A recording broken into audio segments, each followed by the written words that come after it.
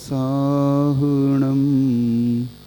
बोले पंच परमेष्ठी भगवान की। आचार्य भगवंत गुरुदेव विद्यासागर जी महाराज की। आध्यात्म विद्या श्रोणी आचार्य भगवंत समय सागर जी महाराज की। वीर सागर जी महाराज की। देखो कितना बड़ा दिन होता है जब हमने आचार्य भगवान को अपने बीच से खोया, तब हमें एक ऐसे आचार्य की प्राप्ति हुई जो उनकी ही तरह, उनके ही विचारों को रखने वाले, उनकी तरह चर्या को करने वाले और उन्हीं की तरह आध्यात्म को जीने वाले आचार्य भगवान समय सागर जी की प्राप्ति हुई। वो ही आचार्य भगवान का अब दीक्षा दिवस है।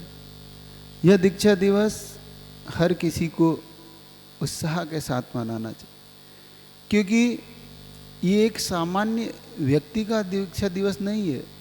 जब द्रोणगी में पूज्य गुरुदेव ने चेत कृष्ण छठ के दिन जब दीक्षा ली और आचार्य भगवान ने उनके पर संस्कार किए, वो संस्कार एक सामान्य व्यक्ति के नहीं थे, वो संस्कार एक आने वाले आचार्य परमेष्ठी के संस्कार थे। उन संस्कारों में आचार्य श्री ने कितना अध्यात्म दिया होगा, इसको सोच के देखो, विचार करके देखो, तब लगता है कि गुरुदेव की कितनी दृष्टिकोण लंबी थी। आचार्य भगवान समय सागर जी महाराज एक सरल सहज अपनी में रहने वाले महान गुरु कहलाते हैं ना। जैसा उनका नाम है समय यानी आत्मा, वैसा ही वो अपनी आध्यात्मिक जीवन शैली से सबसे ज़्यादा लोगों को प्रभावित करते हैं। वो अपने में रहना पसंद करते, वो अपने में जीना पसंद करते। मान लो जैसे आचार्य श्री गुरु का पद नहीं लेना चाहते थे, ऐसे ही वो है, वो भी इस आचार्य पद को नहीं लेना चाहते थे, लेकिन चूंकि गुरु की दी हुई हर जिम्मेदारी को उन्होंने बहुत बहुत अंदर से करके निभा रहे हैं।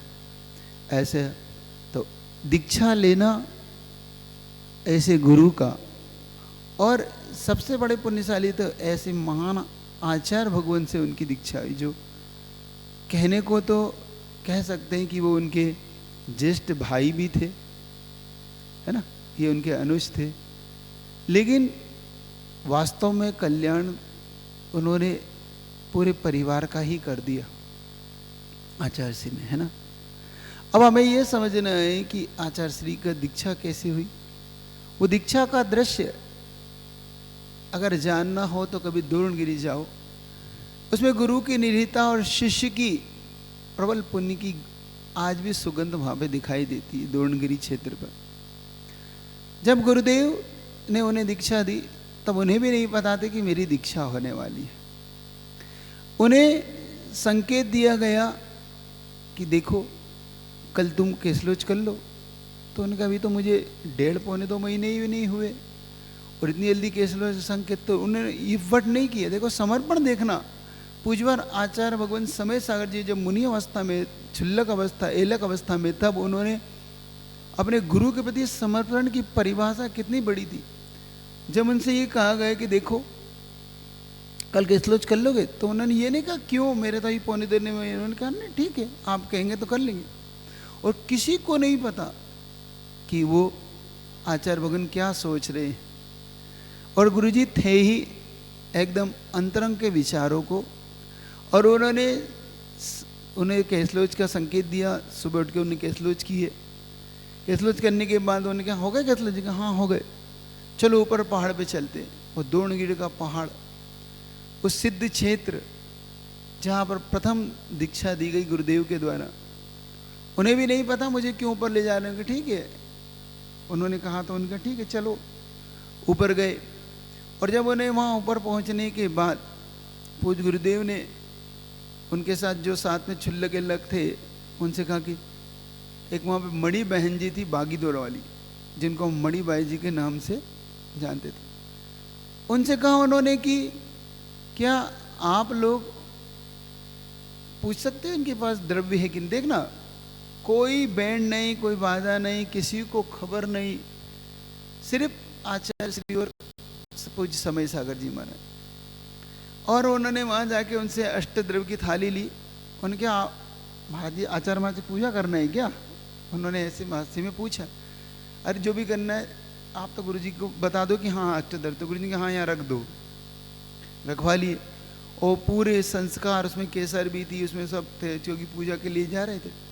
तो उन्होंने पूरे जब संस्कार की और जब उनसे कहा कि अब परिग्रह अंतिम लंगोट है, इस परिग्रह को भी उतार दो, तब उन्हें लगा कि अब उनकी मुनि दीक्षा हो रही है। और लोगों को भी लगा कि अब पहला मुनि, पहला इस गुरुदेव की परंपरा में गुरुदेव के हाथ से प्रथम दीक्षित शिष्य हम लोगों को जो मिला, वो भी दुर्लभ क्षण मिला जब पूज्य गुरुदेव ने उनको परिग्रह त्यागने कहा। और उन्हें भी जब परिग्रह को उतार दिया तो वास्तव में कोई ये नहीं कि समझ पा रहा था कि ये पूज्य गुरुदेव हैं, कि ये समय सागर जी हैं, कि ये विद्या सागर जी। दोनों को एक जैसा, क्योंकि रूप दोनों की, चलने की, बोलने की शैली सब कुछ एक जैसे। ऐसे अपन सबके पूज्य गुरुदेव है। उनका दीक्षा दिवस हर व्यक्ति को बड़े जोर शोर से, क्योंकि अब गुरुदेव की कमी को कोई पूरी कर सकता है तो वो पूज्य समय सागर जी ही हैं। हम सबको उनसे ही प्राप्त हो सकता है। तो अपन सबको पुरुषार्थ अच्छे अंतरंग मन से आने वाले जो हमारा चैत क्रश छठ है, उस दिन बड़े आनंद के साथ वो पूजा संपन्न करेंगे, उनकी बड़ी भक्ति करेंगे ऐसे महान आत्मा की। और वो वास्तव में तो हमारे दीक्षा गुरु भी हैं, हमारे शिक्षा गुरु भी हैं। दीक्षा गुरु पूज्य गुरुदेव विद्यासागर जी हैं, तो शिक्षा गुरु हमारे समय सागर जी। उन्होंने हमें पढ़ाया, संस्कार दिए, बहुत सी चीज़ गुरुदेव उनसे ही पढ़ाते। जब हमारी पहली बार ड्रेस चेंज हुई तो मुझे अच्छी तरह याद है कि पूज्य गुरुदेव ने सिर्फ मंगलाचरण किया, मोक्ष मार्गस्य नेतारम भेतारम कर्मभृताम ज्ञातारम विश्व तत्वानम वंदे तद्गुण लब्धे। और उसका अर्थ कह के कहा, एक काम करो, अब तुम सब समय सागर जी पास जाओ, उनसे निवेदन करो और वो तुम्हें पढ़ाएंगे। गुरुजी ने उन्हें संकेत दिए और उन्होंने हमें जो कुछ दिया वो हमारे ज्ञान गुरु भी हैं, शिक्षा गुरु भी हैं। उन्होंने सिखाया कि किस तरह से उच्चारण करना, किस तरह से पढ़ना, और उसके बाद बहुत सारे शास्त्रों का उन्होंने अध्ययन करा। ऐसी महान गुरु के लिए हम सब उपकारी गुरु हैं, उनका उपकार ऋण कोई नहीं चुका सकता। तो अपन सब उनकी खूब भक्ति, उनके जीवन शैली को समझेंगे, इतना अपने को करना है। बोले गुरुदेव समय सागर जी महाराज की।